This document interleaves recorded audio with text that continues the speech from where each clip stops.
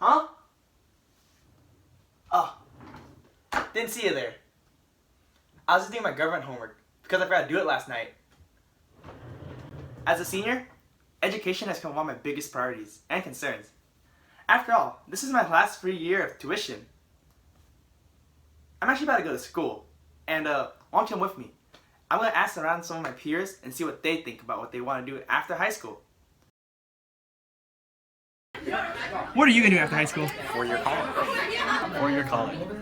4-year college. What are you going to do after high school? Go to college. Minte, what are you going to do after high school? I'm gonna go to college for higher education and get myself a decent job. Education is pretty important, you know? It opens our minds to more diverse ideas, it strengthens our minds and makes us more mature, and it also allows us to develop our work ethics and also our social skills. And if that's the case, education should be a way bigger priority for states.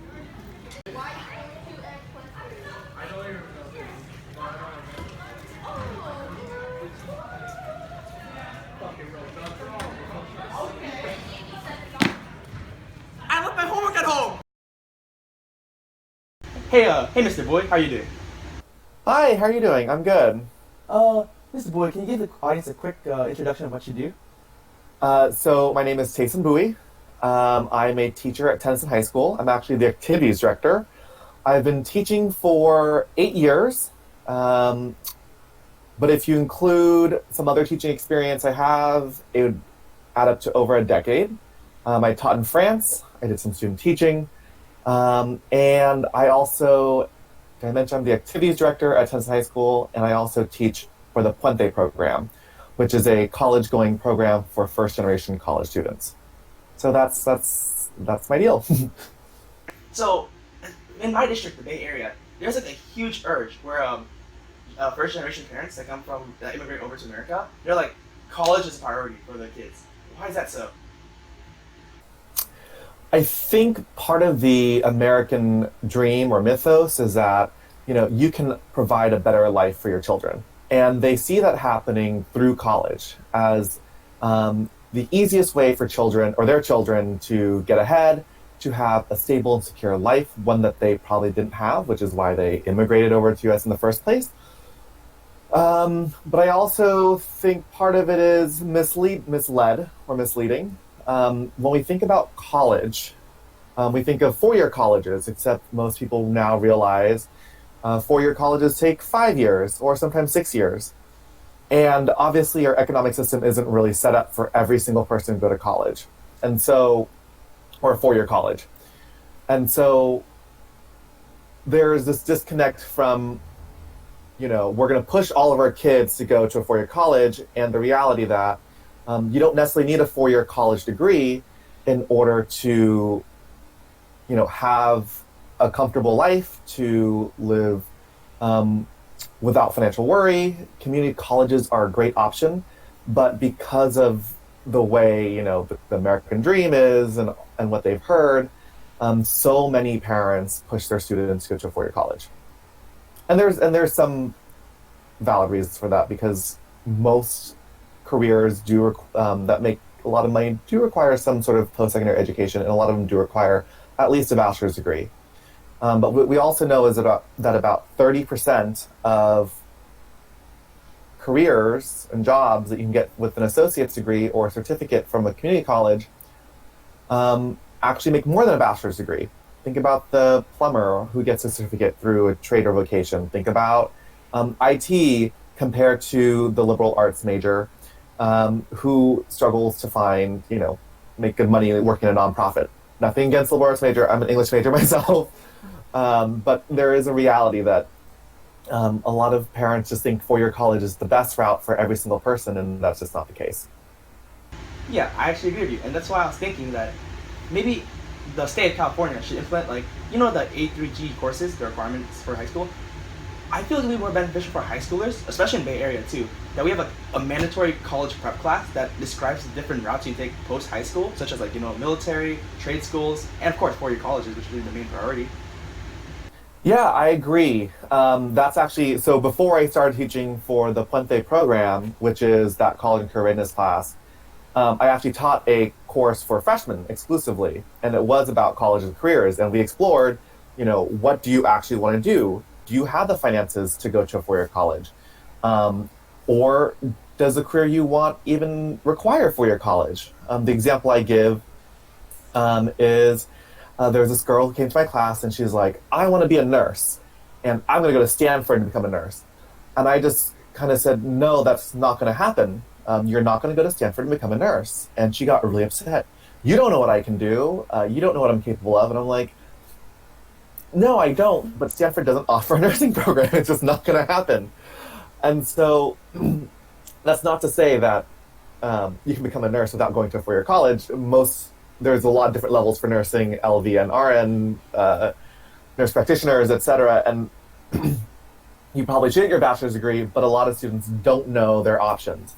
A lot of students want to go into automotive repair or automotive shop stuff, and they're like, "I'm going to go study automotive engineering." And I'm like, "That's not what you want to do." And if that is not a financial, if it doesn't work financially, why are you wasting all your time and money to get a degree for something that that you will know it doesn't really work out for you? So I definitely think there should be courses geared toward college and career exploration. And I also think that we need to look more at vocational classes back into the schools, especially public high schools. For a long time now, I feel like the California state legislature somewhere above has just really been pushing for, four-year college, and money has been siphoned out of CTE, which is career technical education. It's starting to see kind of a slow trickle back into CTE, but I think that funding needs to be more robust, and those programs need to be supported more, because that's where you get the hands-on training, medical assisting, dental hygienists, automotive things that you literally need people there for. You can't really export these jobs somewhere else because you physically need the people to be there. So they're solid jobs. They have union backing, all these things going on. Yes, I agree. There should be more options for students other than just four-year college. So in addition to that, college and career prep class that you suggested, they need to actually offer those courses, right? Don't just talk about saying, "Hey, go into a trade," actually offer those classes starting at the high school level. And we're starting to see some of that happening, but it's not happening fast enough, and it's leaving a lot of people kind of in limbo. Yeah, I agree. Like they're not really just sure where, like, I don't know what to do. Like, can I really go to, is community college really a viable option for me? Which for most people, the answer is yes. But it's not serving everyone, let's put it that way. Yeah, because when I was applying for college, my main concerns were what major do I really want? Which college should I go to? Is this really affordable? And so it'd be way more helpful if I had someone like you just helping me every day choose the right path. Yeah, I think a lot of schools are starting to recognize that we need courses like that. The course I taught was introduced to our school primarily as a dropout prevention intervention, because they recognize, these students who are struggling in high school, don't recognize the value of high school. Why am I even going to high school if I don't want to go to a four-year college? Well, guess what? A lot of the stuff we've been talking about, vocational trade, certifications, are through community colleges. And while community colleges have changed kind of their remediation process, we also know that a lot of students don't graduate or get their certificate or transfer from a community college. And so the class was offered, but I think it should be offered not just to schools with high dropout rates or schools that recognize the intervention requirement, but also for students who are interested in those different options in high-performing schools, really at every school, because we know that schools are being asked to do more and more these days, and they might not be getting it home, especially for immigrant families and first-generation students who don't have the access to information. You hear that, Piedmont? You're slacking. Yeah, at my school they offer this thing called Avid class, but like it's not required, so I'm not gonna take it. You know what I mean? Yeah, a lot of students, especially students who want to go to a four-year college, think, hey, I want to stack my schedule with as many AP classes as possible. I want to take the most rigorous course load, and I just don't have room in my schedule to take a course like Avid. So I mentioned earlier I teach a class called Puente, and Avid and Puente are both college-going programs. Avid serves students who have a GPA between a 2.5 to 3.5 GPA, and so the idea is that these are college eligible students. CSUs only require 2.0, UCs require 3.0. And the idea is that if you're a 2.5 GPA student, you might be able to learn the skills required to bump yourself up to a 3.0 and be eligible for a UC. And likely, if you have a 3.5, maybe you can bring your GPA up a little higher and be more competitive as a UC applicant. And so in these classes, they provide a lot of study skills, tutorials, opportunities to really ask and explore about their future. So in my class, it's not Avid, but we definitely go over some of these topics that you're talking about. So we definitely talk about budgeting, finances. We definitely talk about the cost of living, which jobs and careers actually support the lifestyle that you want, right? Do you need a four-year education? Do you need a master's or a PhD for the job you're applying to? Do you need a PhD or do you need a JD or some other some graduate degree? And so having that early on really helps students figure out, oh shoot, what do I need to do next? Do I just need to get to college? Do I need to go like way beyond? So I'm not sure if it should be required. Avid is its own thing. Again, it's its own program. It's catered toward a certain student population demographics. And I think students who don't have a lot of backing support from their parents should definitely consider joining a program like Avid, like Puente.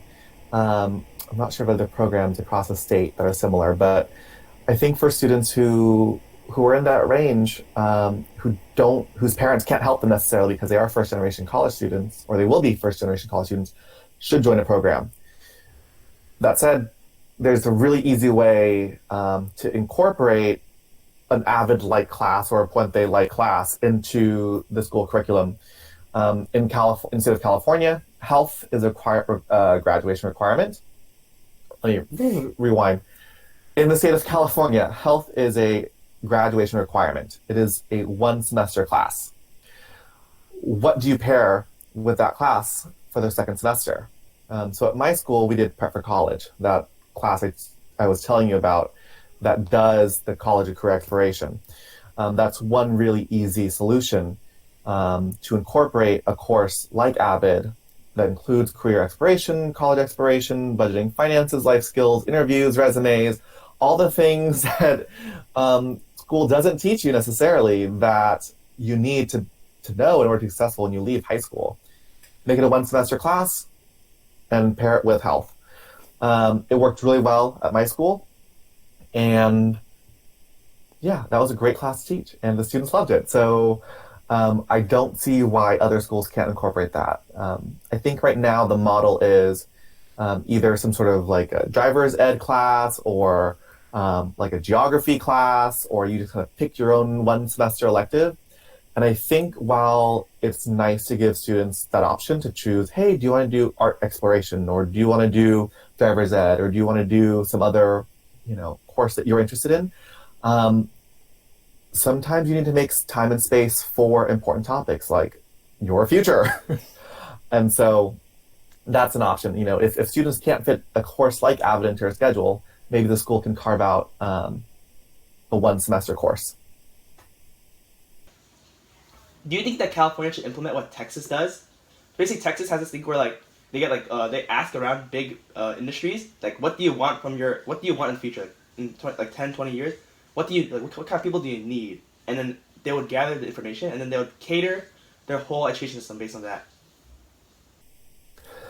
Yeah, so California is actually doing that already, believe it or not. Oh, what? Since when? I don't know exactly when. I'm not sure if it's a statewide thing or by region or district. So California does do it to some degree. Again, I don't have all the history of that. I'm not an expert on Texas or California CTE. But again, I mentioned CTE, California Technical Education. And I was saying that it's kind of like the funding is like around here. There's like promise for funding up here, but it really should be funded more because, again, not every single student is going to a four-year college. Not every student should go to a four-year college. For a lot of students and families, it's a waste of time and money. That's for the students to decide, not me, not for lawmakers. Not saying that some students don't deserve to be there, not at all. Just saying, for some families, they need to make that choice, and schools need to provide a better option than just, a four-year college. So they have programs through CTE and through ROP, which is Regional Occupational Programs. And so what they do is they do partner with local businesses and organizations. The extent of it, I'm not sure, right? So our school has a ROP program. Our district has an ROP program, and they work with the hospital. And the hospital says, hey, we're going to give students hands-on training for half the day, their senior year or junior year. So 3 periods worth. And they get hands-on experience in the field. And when they leave, they'll get a certificate of some sort. And that kind of primes them for whatever the industry is looking for. That said, it is not exactly catered toward like the higher end paying jobs. It's more of like the jobs that they need filled because, again, it's those jobs you can't really export to another country, can't really automate yet. And so they are doing it to some degree. I would like to see it done more, right? Ditto. I didn't mention this earlier, but the school I work at is about 70% Latino, about 20% Asian/other. Sounds horrible. Asian/other. And we've got maybe like 5% Caucasian/white. So very diverse, except it's actually pretty homogeneous. But it's a very diverse school in that it is a very low-income school with a lot of newcomers. Our school actually houses the newcomer program. So about 25% of our student population has been in the country for less than 3 years. They are the first generation, and they're not going to make it to a four-year college. That's not an option for them.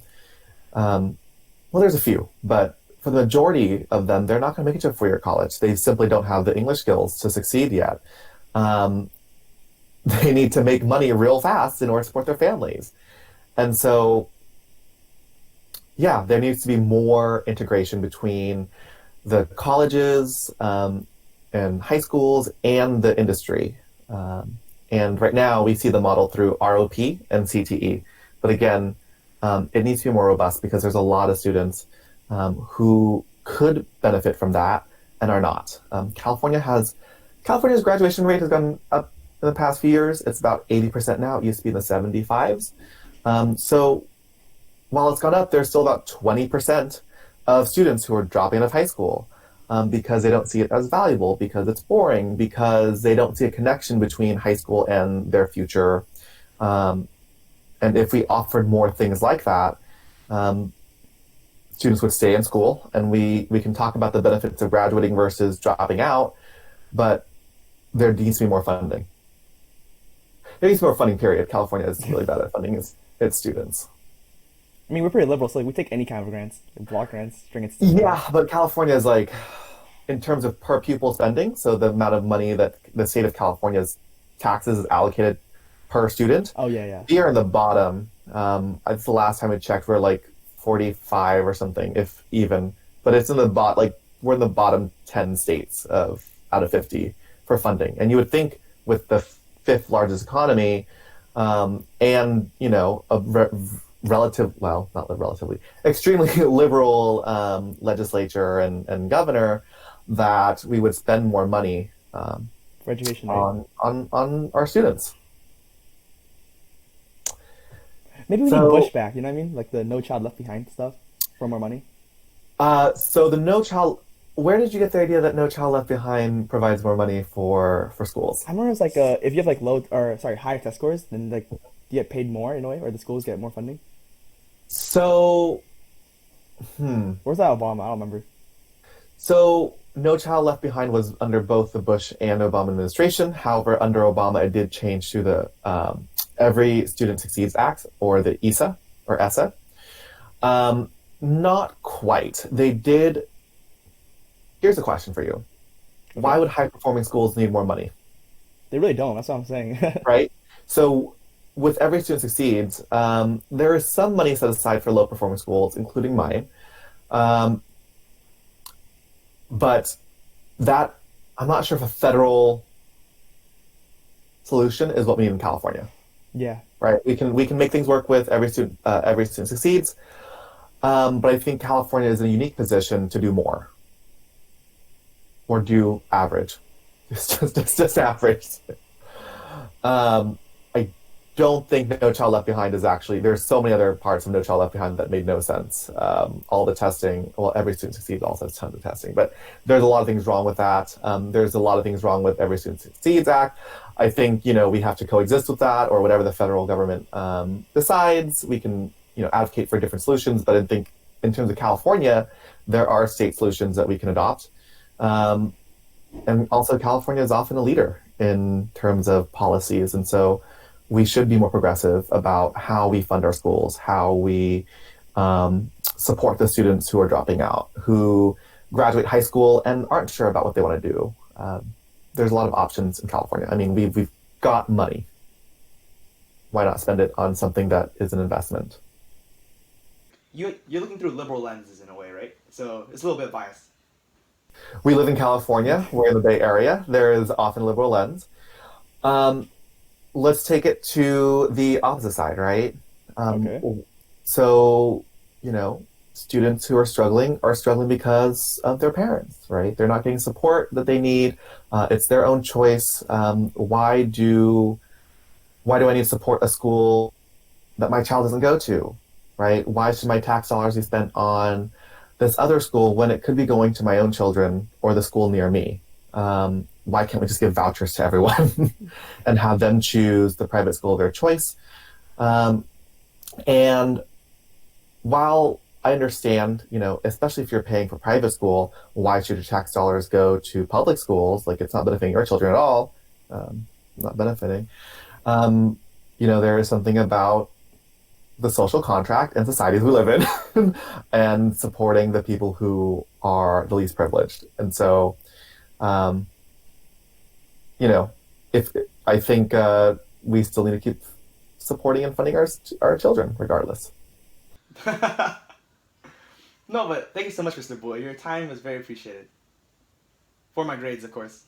I'm gonna be late for school, so I better head out. Yes, school. All right, have a good one. Thank you. After a long, arduous interview about what students want to do post-high school and how schools can help them out, we're now going to take a second interview about the education gap and how the state and federal government have tried to help out these issues. But before this interview, I make sure to spruce myself up, and how's my hair look? Yeah. All right, this is very important. Wish me luck.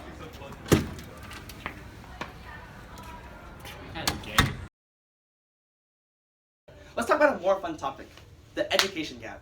And I'm here with the president of Propel Club, Shannon Liu. Hi, so it's really, like we said, I'm president of Propel, and it was really founded on the base that I looked around the school and I saw a lot of people struggling, but people weren't unable to get the programs or external tutoring sources. So they were really struggling and they couldn't have a means to get the academic success they wanted because they didn't have the financial means to support themselves. Or their parents might have not had an educational background like going to college. So in order to really help that, we really founded Propel because we wanted to help support these individuals and let them achieve success despite where they came from or what kind of socioeconomic background they were from. Yeah, and it's really important that everyone gets an equal chance in education, because at the end of the day, our society is based on education and what we know about the world. And that given education, what we learn every day in our schools, and academics, we really open up a whole entire scope of our understanding of the world and really project that in society to help us propel society's advancements to the brightest minds. So through Propel, we've helped students really with tutoring, and we've helped with planning mock tests for everyone, for standardized testing, which is a stupid system, but if you can't beat the system, you got force your way through the system. And we've also started projects such as Propel Library for people who can't start, they can't buy their own prep books. So we've started a library for people to circulate, which is starting in January. And also starting in January, we also are implementing a system called Project Orange, where we're going to be connecting with low-income kids from a nearby elementary school and supplying them with pen pal letters and funds. So those are some of our future projects. Ending on a good note, education, like Huy said earlier, is an equal opportunity that everyone should have. And it's the power to success and a new scope for the future. Thank you. One of the biggest proponents for education in the presidency was Lyndon B. Johnson. He kicked up federal funding for education a lot because he came from poverty, right? And education allowed him to join politics and become a president. So what do you feel about the federal funding for education? High or low? Well, obviously, we've made efforts to really increase education because that's a vital issue in the U.S. right now, but there's still not enough funding.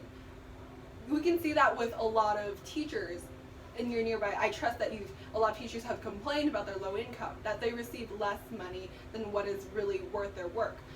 And I think it's important that we really push for more income and push for more resources that are given to schools and teachers, because that way we can really heighten and elevate the educational standards that we give to our children or our future in the country, and that in effect really just elevates the country as a whole, so we can be a global leader in intellectualism and advancement, both.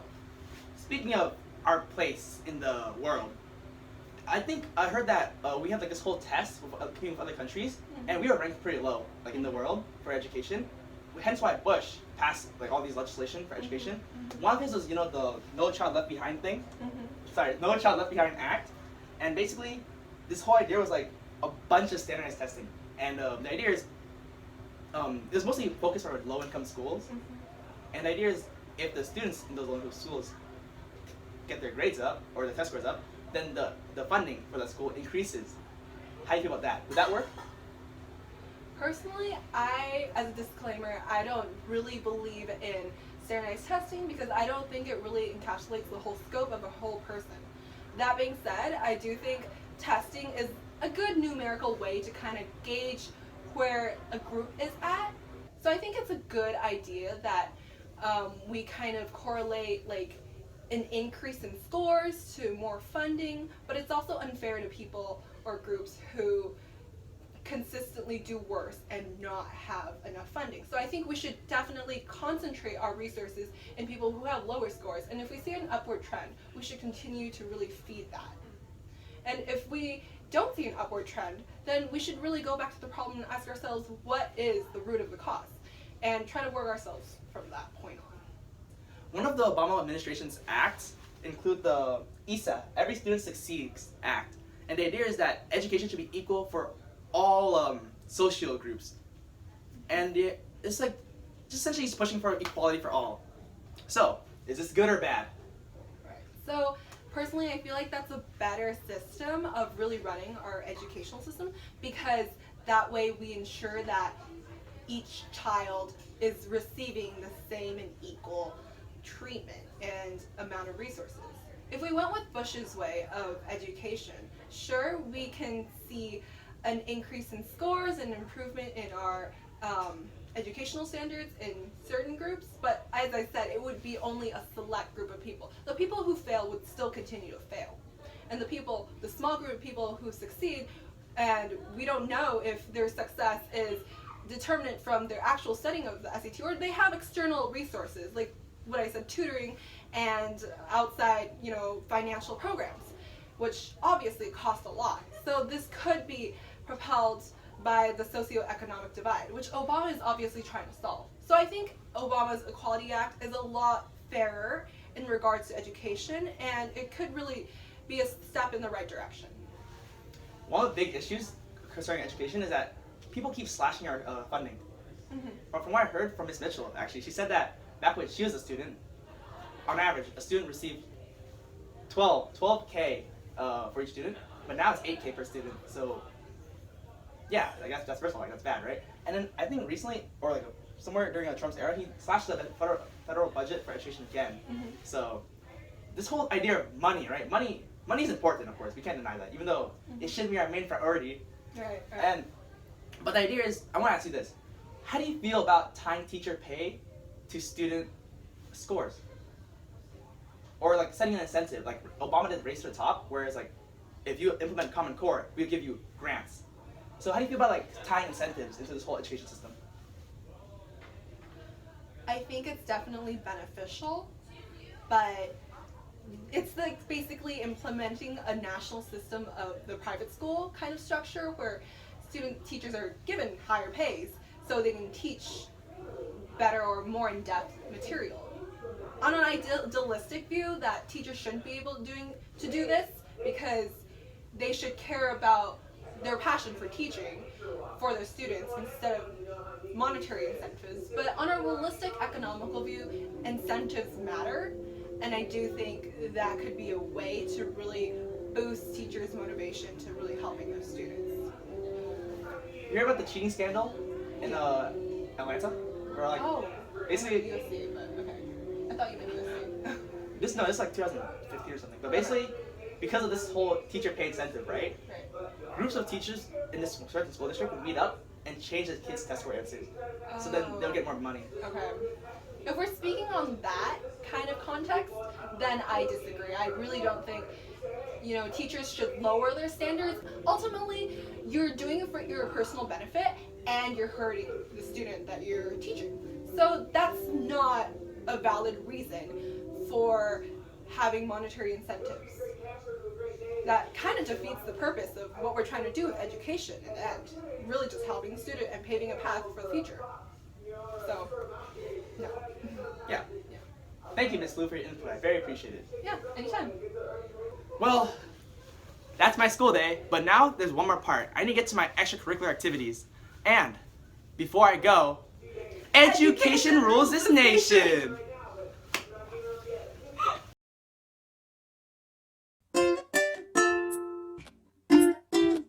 Hey, to any of the states listening out there, listen up.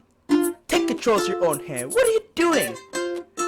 Nope, you care about the future generation. We gotta build the kids' mindset so they can come up and help society be a better place. Right? The state of education takes me far, but where's the destination? Out with the feds and with the state. This issue has a really heavy weight. I'm a senior looking forward to college, but it's clear that I'm lacking some knowledge. Our HTG courses could afford to reserve an extra space towards helping students to decide where their futures should reside. The state of education has its shares of problems and defamation, segregation and standardized testing, incentives and budget cuts. I wish the best for my children as the state acts like a villain. If education is important, it deserves more endorsements.